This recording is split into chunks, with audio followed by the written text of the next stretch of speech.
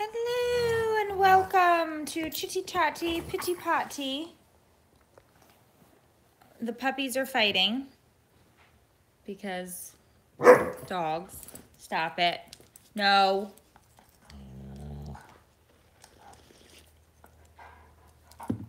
Because this is what we do. Stop it. Stop it. Good morning. This is my first live show with my new medal. Only half. We did halvesies. We did top half, not bottom half. So this is my welcome to the world look, which I think it's awfully confusing to people because I'll walk up to them and I'll be like, hey, and they're confused because they're like, well, she's definitely much older and not a teenager. I can see her gray hair, but these braces are befuddling. So I only have to wear them for a year, he claims. I get the bottom braces on in 4 weeks. But I have to be honest and tell you that if my children, good morning, Lisa, good morning, Denise, good morning, Sherry, they hurt something fierce, and I now have such, I feel like if my kids have to do this, which I'm sure my daughter will because hers are a little messed up, I will definitely be able to empathize and sympathize with this child because these hurt. And this snaggletooth, which is the reason that we weren't able to get the Invisalign to work because this one is all rotated out. I'm just saying, I will feel for you. I will feel for them. I feel for anybody who's going through it. Good morning from New Brunswick, Canada, Tiffany. I'm so happy that the tsunami warning from the West Coast is done and over with. I didn't really get to read up yet on what exactly happened. Apparently there was an earthquake off of Alaska. I don't know how far out.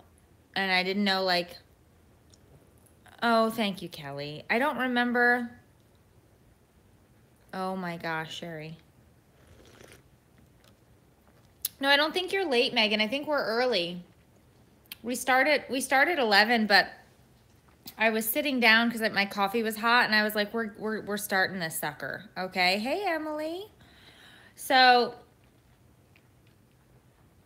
you know, I wanted to get this over and done with, but of course I am now going to be doing, you know, all of my videos and all of my lives and everything with this metal in my mouth. But I think our policy is pretty firm around these parts that. Which you didn't realize until after you got them. No, that's not what I said. That's what she said. No, that's not what I said. What I said was, I forgot that we had to take pictures.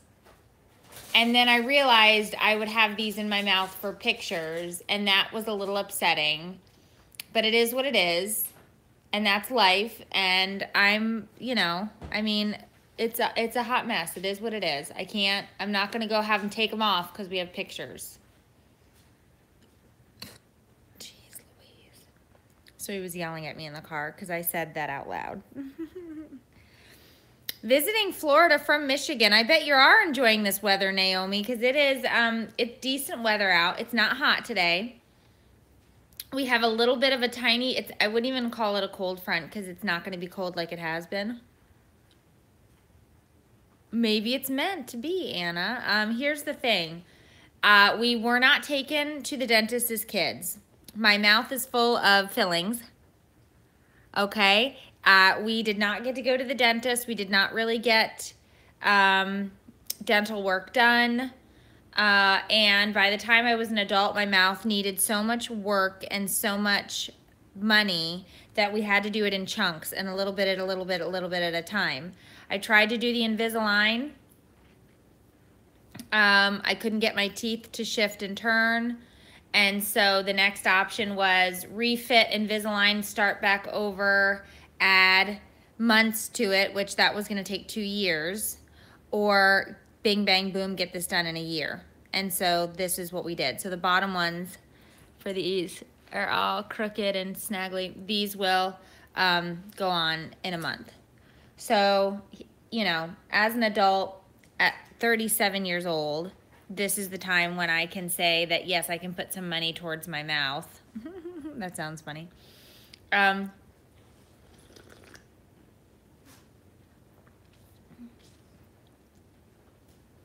You know, it's somebody else was just telling you're leaving. Yeah, and your teeth do shift. I've heard that. Somebody I was just talking to had braces in high school. Yeah, but you didn't. Your top teeth are perfectly straight. But the bottom, my wisdom teeth moved. Yeah, your bottom teeth are a wreck, but that's okay. I love you anyway. But what I was going to say was she then decided to get braces again because all of her teeth had shifted. My husband has very nice, straight, beautiful top row, and his bottoms are all jagged. But that's because he has like this weird one snaggle tooth at the bottom. And here's the thing. You know what? I mean, I decided that this was something that I wanted to do because it bothered me. And I think the reason it bothered me more in the recent months is because, hey, Tim, how are you? No, I don't have to wear headgear. I cannot have him show you. I'll show you mine. Thanks, Alyssa. I don't remember what I was saying. I don't remember what I was saying. See how that works? Hi. Oh, because I see my face on videos, right? So like I'm shooting video, I'm going live, and I'm editing footage, and I see it over and over again. And I know it's stuff that you wouldn't notice on me per se, but I notice it on me. I don't want to pretend I'm in high school ever again. That was awful. I'm not one of those people that would be like, oh, I'd totally go back and do it again. I would not. I wouldn't do college again. I wouldn't do high school again. No, I'm good. I'm happy right in my late 30s. Oh, Nat says she loves it here. She can totally relate, doesn't have kids, or is not married. Well, welcome. Yeah, worth a try. Worth a try, Miss Emily, worth a try. So, I am getting ready. Where are you eating? Come here. Come here. Come sit with Mommy. I am getting ready to shoot a video after this before I have to clatch. And don't take any more toys out. You're so messy.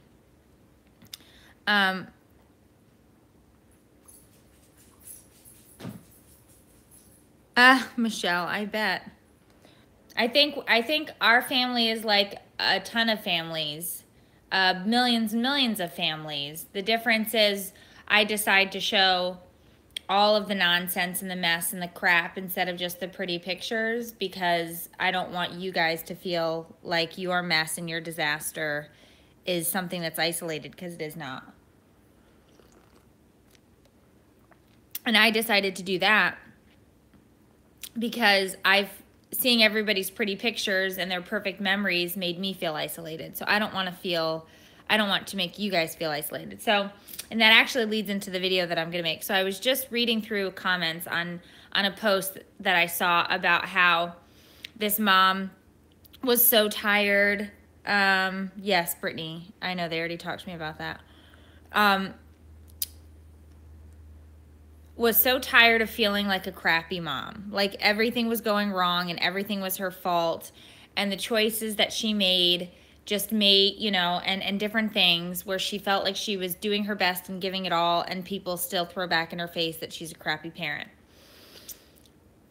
And I was reading the comments and I was reading the thread to this because I think that's something that we all feel several times in a day. Not just every once in a while, but several times throughout the day, something happens and we feel like, man, crap. Like this is tough. Like life is tough. This is not easy. Parenting is so hard. And I want to talk about the fact that it's okay that it's a complete crap show. it's a crap fest, right? Like that's just what it is. It's part of it. It's life, and we have to kind of, and that's why we do what we do here, which is embrace that. Please don't chew on your feet. I love you. Stop. Hey, from Saskatchewan, Mandy.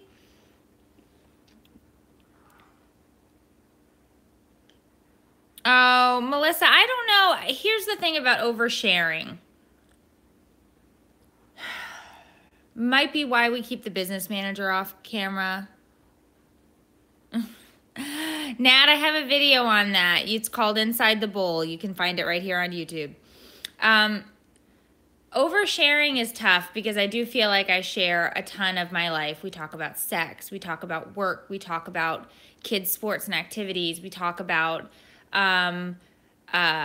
punishments. We talk about life in general. We stay away from politics, obviously. We stay away from the big polarizing conversations, because this is to be an outlet. This is to be an escape. This is to be entertaining. This is to be a discussion. And I don't want to have those conversations here. But what was my point of this rant? My point was that I think it's only oversharing if they're upset about something, if your family's upset about you posting something that they felt was personal, just have those conversations first, and then feel it out, right? So I remember in the beginning, my husband was completely against this. He didn't want me doing this. He didn't want me sharing stories. I actually only wrote. I wasn't on video. I wasn't on camera. Nobody knew my name. It was anonymous. And even though it was anonymous, some people knew who I was, right? And I'm talking friends and family. Hey, Brittany. Friends and family. And so I wrote this blog post called "What Are the Odds Tonight?" And this post was in my book, and I've shared it out on Facebook. And it was basically like the end of the day, being exhausted, and then your husband wanting that last bit of attention from you. And yeah, Joanne, and that attention is bedroom attention, right? And so I write about how he has some snarky question of what are the odds tonight, and my response was something like little to none or whatever, and he goes on about how, oh, sorry, I didn't make an appointment, and we have this conversation throughout the text of the story, and he hated that post. He hated it. He was like, no, you cannot publish it. I don't want people to know about our sex lives. I don't want you talking about these things. And I said, but I think this is something that's very common in people's homes, and I think we should talk about it. On top of that, I think it's funny, and I think it's part of, I think, a lot of people's marriages. I think we should have a conversation about this. No. Well, it ended up being the first, because behind his back, I sent it out to editors, and it got picked up by a group called Blunt Moms. And Blunt Moms decided to publish it, and it was the biggest, it was a big name publication that I was like, holy crap, they're going to share this out. And so they did, and then it got picked up by like Huffington Post and all these other places, and my husband was just mortified. And I was like, look, these are the stories that I want to tell. I kind of need you to be on board with these. And so piece after piece, chiseling away at this, like he's definitely become more comfortable with certain things. I mean, he sits down now, even though he's not on camera, but he sits down and has conversations with us, and that's a big step for him. But you have to remember, like, he wanted nothing to do with this. So it takes time. And I think oversharing, you have to give the other person the opportunity to say no. Hey, Eric, you have to give the other person the opportunity to say no, that's way past the line. I don't want to have a conversation about that. And then I think you kind of just feel your way through, because it's tough when you want to talk about something and somebody else doesn't, and I'm such a pest. I'll keep at it. I'm a hemorrhoid, I'll keep at it until I get what I want most of the time, unless I know that it's like a sticking point. If he has a sticking point, then I don't push. And him being on camera has been a sticking point. So we don't push that, and that's fine, and it's cool, and we just roll with it and we go.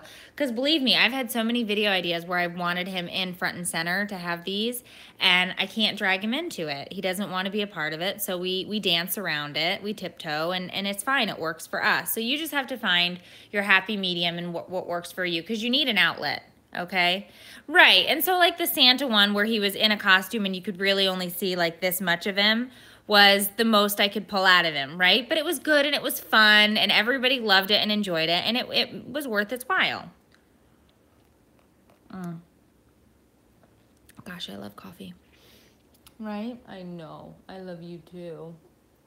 So, yeah. So oversharing is tough because sometimes I definitely feel like I do overshare. There have been some videos out there that I've thought to myself, I can't believe I said vagina that many times in 2 minutes. But I also think it's important that we have these conversations, because some people won't say these things at all, and this is their outlet, coming here and having these, watching these videos and reading these threads and having these conversations. So I think that that's important too. And of course, my kids are just now getting to the spot where my oldest is going through puberty and in middle school, and so sometimes he will hear about things from friends at school. Everything I say is an overshare. I don't know about that, Brittany. I doubt that. Where parents know our page and then talk to their kids, and their kids go to school and talk to my son. And so that's been interesting to see that, because that he has come home and said, could you please not put this on the internet? And that I have to respect and say, okay, fair game, no problem.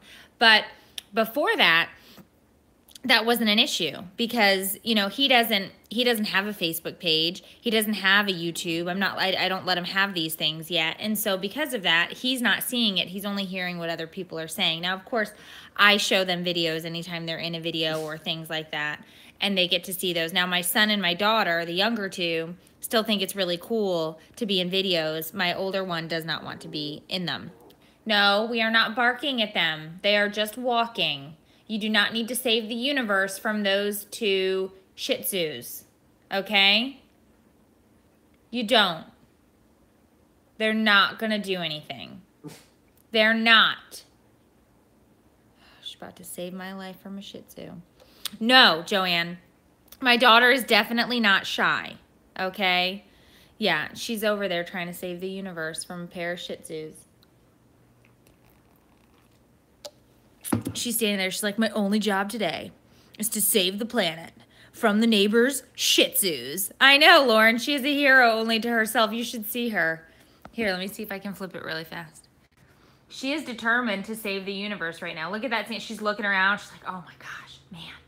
I am totally going to be a hero today. I'm going to be a straight up hero. Look at me, Mom. Look at me. Look at me. I see you. You're not a hero. But she sure does think she is, doesn't she? Doesn't she? Deaf. Shameful. So, yeah. So, Annie Hoozle McToozle. She's a great watchdog. Now, Velma bites your throat out. If you step into my yard, so you have to watch her. Velma bites your throat out, okay? She's super sweet to me and loves me, but she also thinks I birthed her. UPS guy? Watch out. So, yeah. So, Annie Hoozle McToozle. It's been an interesting journey, and who the heck knows where this is going to end up, right? Like, we just want to continue to be a community where people can come and chat and vent and talk about the real side of parenting, as well as, encourage people to know, like, hey, you're not alone. Like, this is really what it's like all over the place. Parenting is isolating. Marriage is isolating, and both of these, good morning, April, and both of these, parenting and marriage, are also both some of the most joyous things you can be involved in on the planet, right? Like, I wouldn't trade being a parent. I wouldn't trade it at all. I absolutely love and adore my children, but I also don't feel it necessary to put that disclaimer on everything that I do. because it's life, and life can suck sometimes. Marriage, you know, and I don't know if the business manager is in here watching, but he always goes back and rewatches. But he wrote me, now this is modern era, right? So this isn't pen and paper. But he wrote me a love letter the other day. And he's so funny because he's the only person that I know that would put analytics and stats in a love letter. But he is funny because he's a numbers guy. And he put some stats and different things into this love letter for me.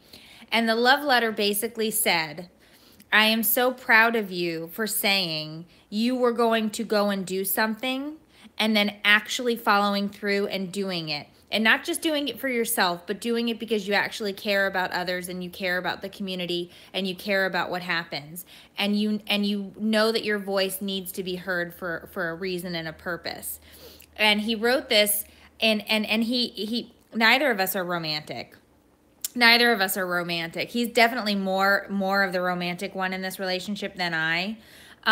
But this love letter, which was on his phone because he was typing it. I guess he was typing it for a couple of nights, and I was having a really long day one day, and he took his phone out, and he was like, I've been writing this for a while. This is for you. And of course I start ugly crying because it is so. It was intense, but it was sweet at the same time, and it was such a great letter to me. And there's good and bad. There's ups and downs with all of this, and it's absolutely not all cupcakes and rainbows and unicorn farts. This is tough. This is tough, but it's real and it's raw, and you're getting it firsthand. You're getting it. But he's so funny. He puts stats in a love letter. I love him so much. He's so funny. But I love him so much. And, he's a good man with a good heart. And, but we all have our ups and downs. We all have our ups and downs. He has a very sweet side. He's way sweeter than I. We had this, so the man cold is forgiven. I don't know if I'd go that far. He does drive me nuts. What did he say the other day? What did he claim he was dying from? I don't remember, but he claimed he was dying from something the other day. And I was like, no, I don't think you're dying. I think you're just fine. I don't remember what it was. Come here, sweets. But anyway, the man cold would be a big one to have to forgive, because that's pretty tragic when it strikes, and it strikes a couple times a year. So yeah. So I don't remember what I was saying. This is like the 15th time. No compassion for the BM. I love the BM.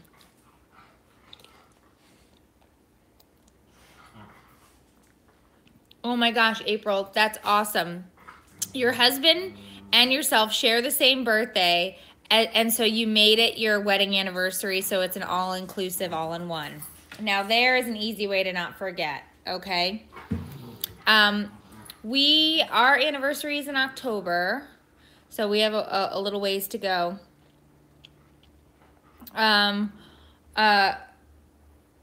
Until we hit 15, but we're coming in hot on 15. Coming in hot on 15. So that's fun and exciting. Fun and exciting. You know what I'm saying? Know what I'm saying? Girls, come on, for the love. So yeah, so Annie Hoozle McToozle. It is a dreary looking, soon to be rainy Tuesday here in Florida. Oh, Shannon, you just had 15? Yeah, we're coming in hot on 15. Coming in hot. Coming in hot on 15. I remember when we were just married, like 2 years or 3 years or something, and somebody was like, oh, how long you guys been married? It's like, oh, 3 years. Like I had any clue. Kathy, 38 years in July? Hot damn, that is serious. Yeah, I remember thinking, oh, we've been married 3 years. We know everything there is to know about marriage. And it's like, oh my gosh, you know nothing about marriage. Looking back, it's like, you knew nothing. I am still learning stuff, which I think is part of the beauty of it, right? Every single day. What do you, this is a great looking coffee cup. These are the old ones that I used to sell. I love this. These are Tervis. My little patch, me and Panda Pete.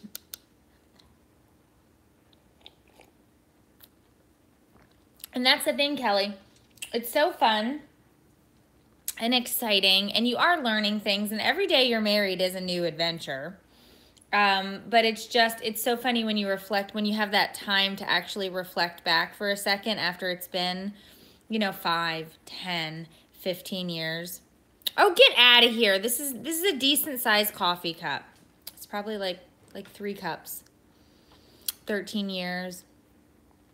We might bring it back, Shannon. It all depends. I just have to order so many Tervis at once, and they're, Tervis is pricey, so I have to have enough money. Story of my life. So that's something that we can always look at in the future to bring back, because we still do some of the bigger tumblers, so we could always do an order of those. And we have the wine glasses now, which I love. I love my Tervis wine glasses.